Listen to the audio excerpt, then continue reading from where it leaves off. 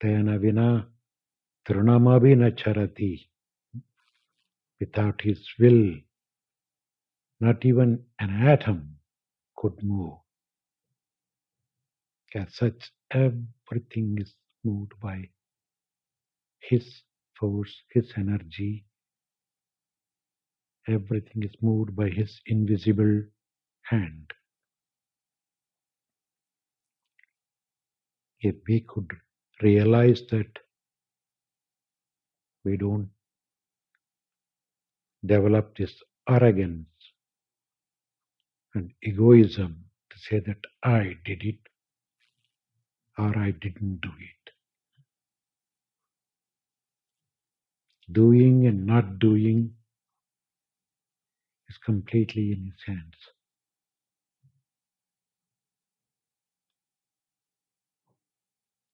But until that realization comes, and as long as we still have a little ego that I am still doing, then we take the responsibility and to do whatever we think right.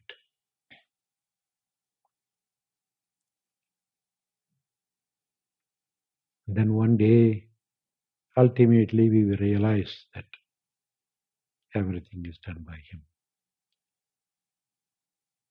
That is the final realization. So sometimes we function in different levels. Individuals take responsibility for their actions without knowing that the higher will is doing everything. And then we even claim the credit for our work. Or if we don't get the credit we claim, we even get annoyed. We go through that for a while until at last we realize the truth.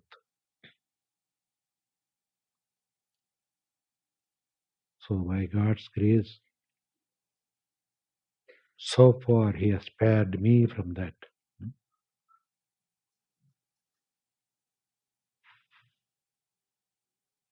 And of course, occasionally he even puts a little test where I still have that faith in him or not.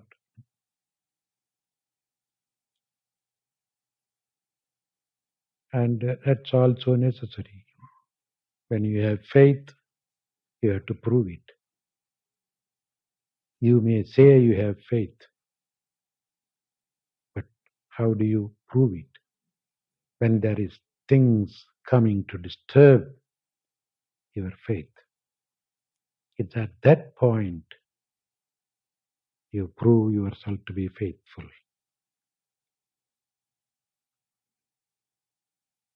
Faith always has a price. It's not easy. The great king Harishchandra had faith in honesty. And he had to prove it.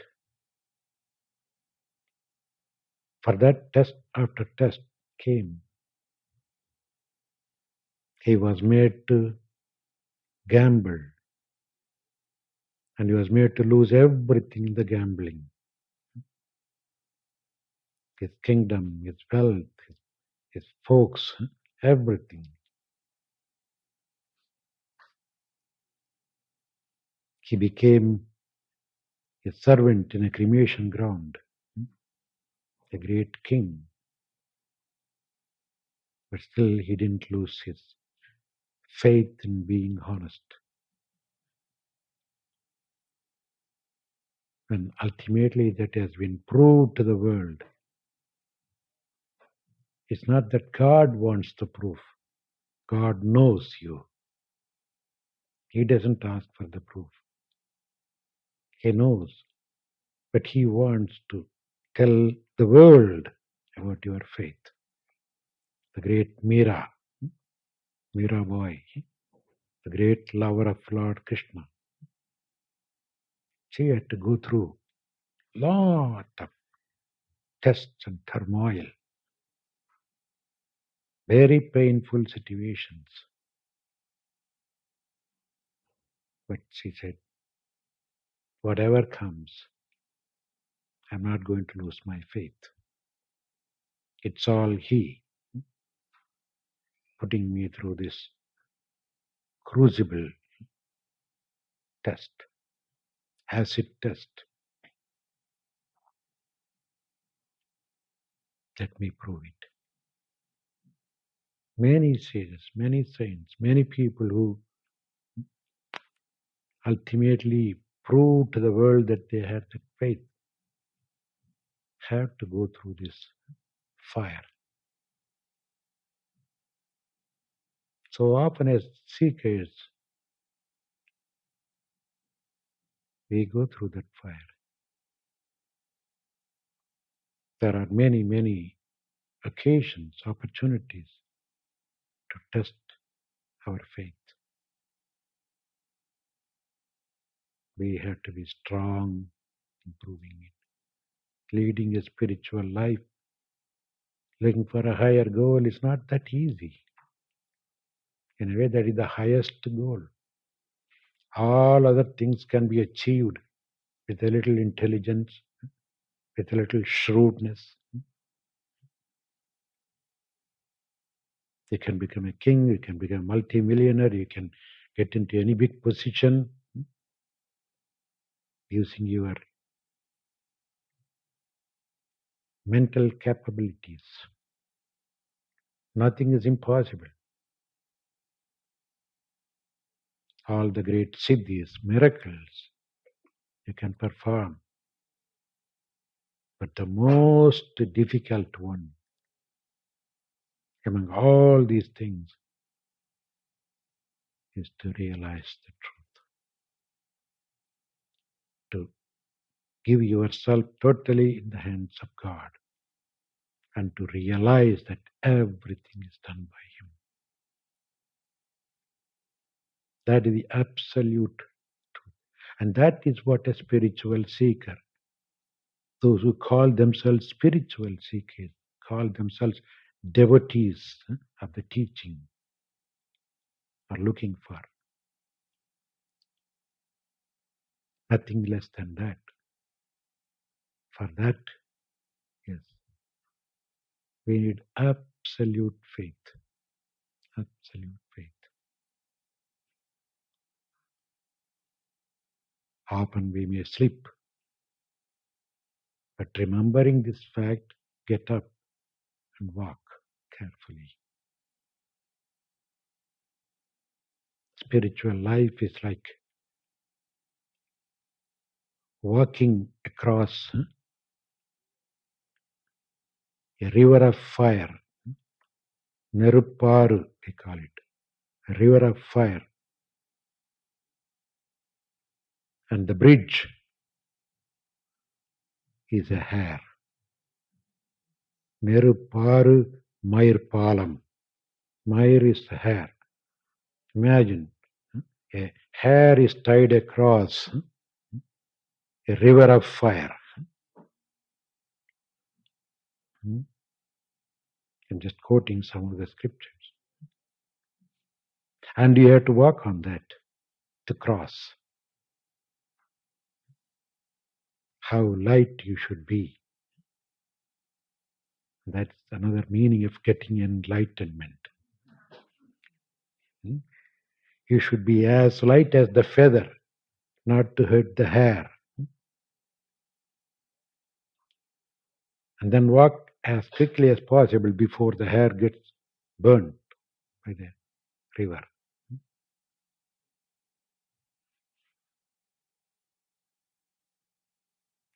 So spiritual life is really the hardest life. the hardest, the most difficult life, because we are looking for the best gain, nothing less than the highest one. For that, the test is big. So sometimes even all these praising words are tests. How arrogant you can become, how egoistic you can become, how disillusioned you can become. Oh, I'm a great teacher. 100,000s are praising me. Look at all the slides. Oh boy, wonderful. Huh? Hmm.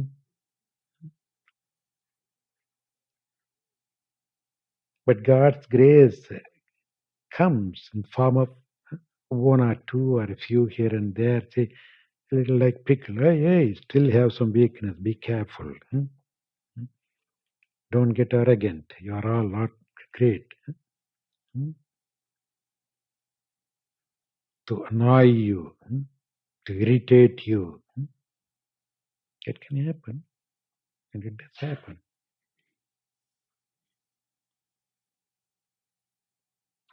It's good. That's also God's way of keeping our head cool.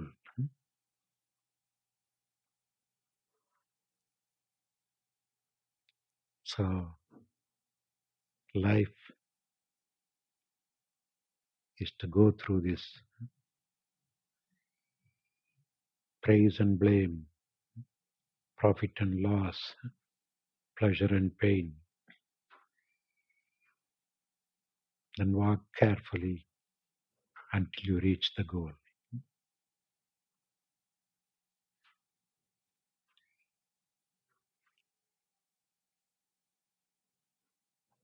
If we are not spiritual seekers, nobody worries. We are all wonderful, happy. No problem. Why? Because when you don't go to the college, you don't have to face the test. Hmm. Only those who are keen in studying has to face the test. So if you are afraid of test, don't go to college. If you want the college, face the test.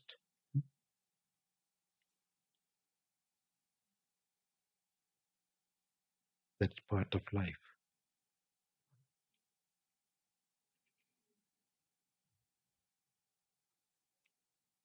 But everything can be easily smoothed out, and our path will be beautiful if we could pave the path with beautiful surface with love. If you could pave the path with love, lot of love,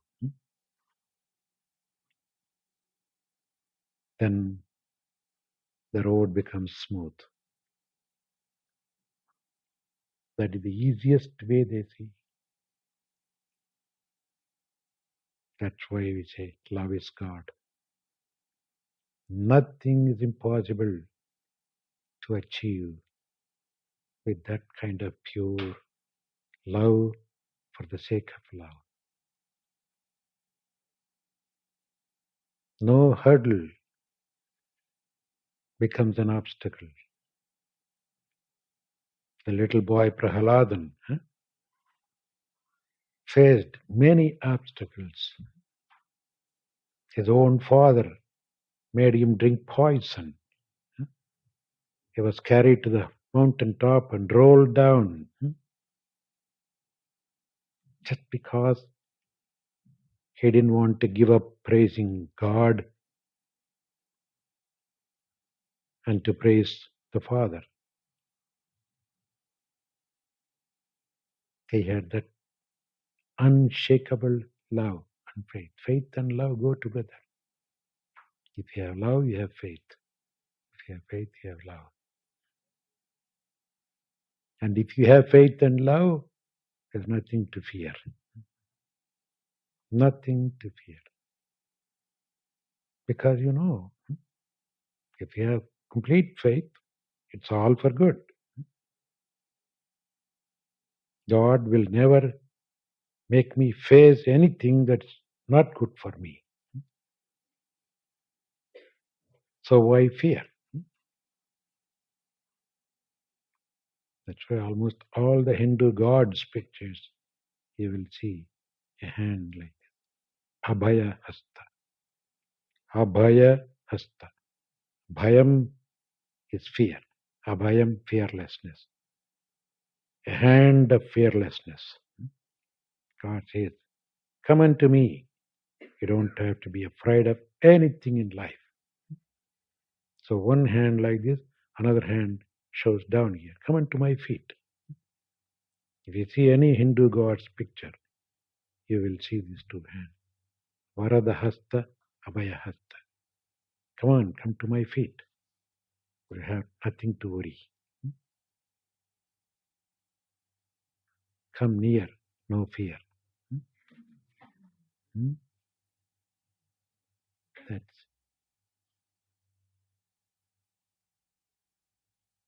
on this beautiful day of Valentine's. I don't know how the whole thing started, history. Let's not worry about that. Some excuse to learn about love and to know the greatness and the glory of pure love, unconditional love, and then apply it in our life.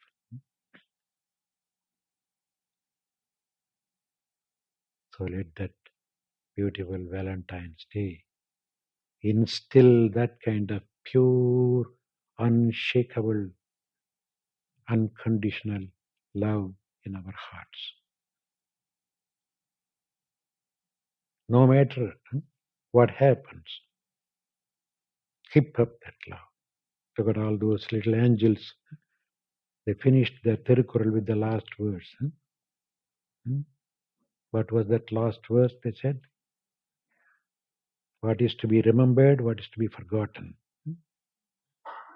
What is that?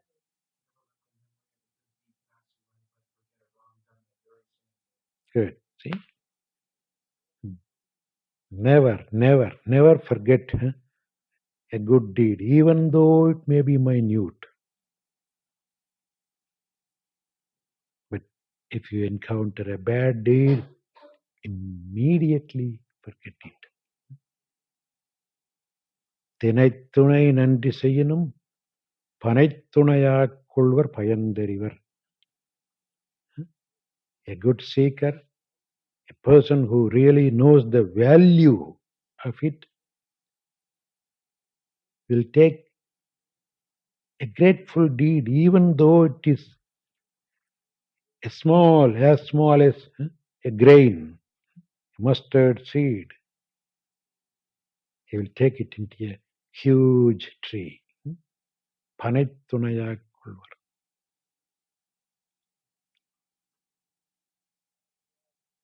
என்னன்றி கொன்றார்க்கும் உய்வுண்டாம் உய்வில்லை செய்நன்றி கொன்ற மகற்கு. Another Tirukkural. It says a person can get away with anything. He can survive any kind of crime. But if a person forgets to be grateful for the good deeds he got through somebody, even a little, say nandri,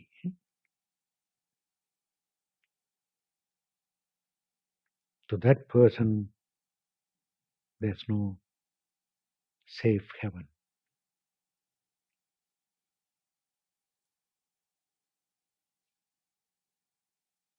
Being grateful.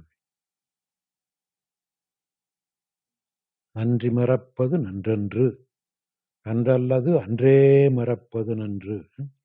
It is not good to forget good deeds done to you by others. And it is very good to forget the bad deeds that have been done to you immediately.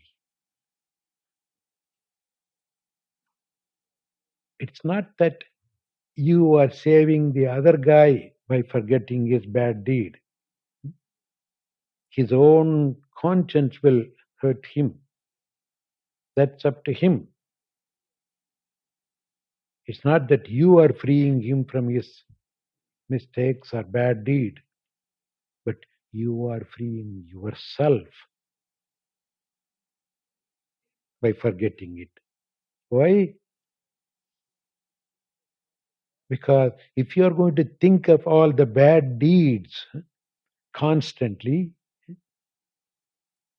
as you think, so you become. You are hurting yourself. Don't think that by forgiving somebody you are saving that somebody. You cannot. If he is really a culprit, his own mind, his own conscience will hurt him. And he will have to face that karma. He cannot escape even if you forgive. You say, oh, I forgive you, don't worry. Don't think that he is free. His karma he has to face. Tan செய்தவனை தானே அனுபவிப்பார். Whoever does whatever thing, they have to face it. Nobody else. So then what good of forgiving somebody? Not for the sake of somebody, but for your own sake. The moment you forgive, it's completely cleared out of your heart. You are free. You have room for good thinking. So it's even worth now and then to look behind and take a whole stock of what kind of rubbish we have in, what kind of stuff, how many dirty stuff, how many good stuff. It may be your dirty stuff or thinking of others' dirty stuff. It's still dirty. It may not be your linen, but it's somebody's linen, you are holding it here. It's still dirty laundry.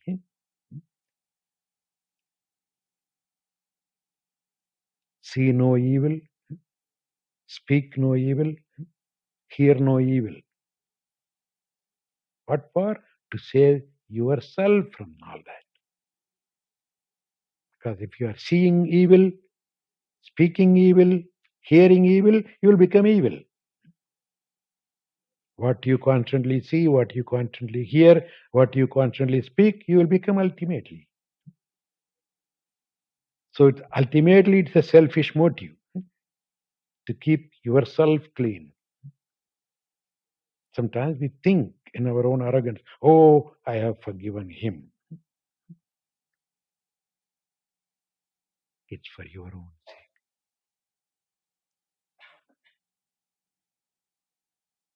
And not only forgiving for your sake, in return, do something nice.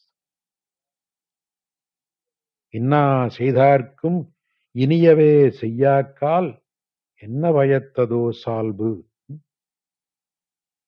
Seem to be all Tirukural coming today because of the kids. You say, what culture is this? What's your culture? Are you a cultured fellow? If you are a cultured fellow, are you doing something good to the fellow who did something bad to you? Then you are a culture. Inna Siddharkum. Those who have harmed you, in return, iniyave seyyakal. If you can't do something nice to them, what good of your culture? How can you call yourself a cultured person? See that? When somebody gives you a spanking here, show the other cheek. But Thiruvalluvar says, no, don't show the other cheek. Because if he's going to hit the other cheek again, his palm will be pained twice. Hmm? Yeah. So save him from getting pained twice. Instead, when he slaps you, take the palm, put some nice cream, rub it. Anyways, do good to the person who did bad to you. What great teaching. If we can just follow one or two of these things in our life, how great we can become.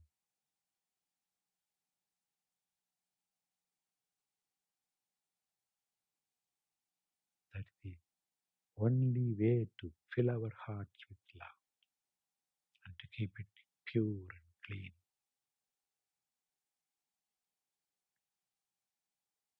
So let that be our thought for the Valentine's Day.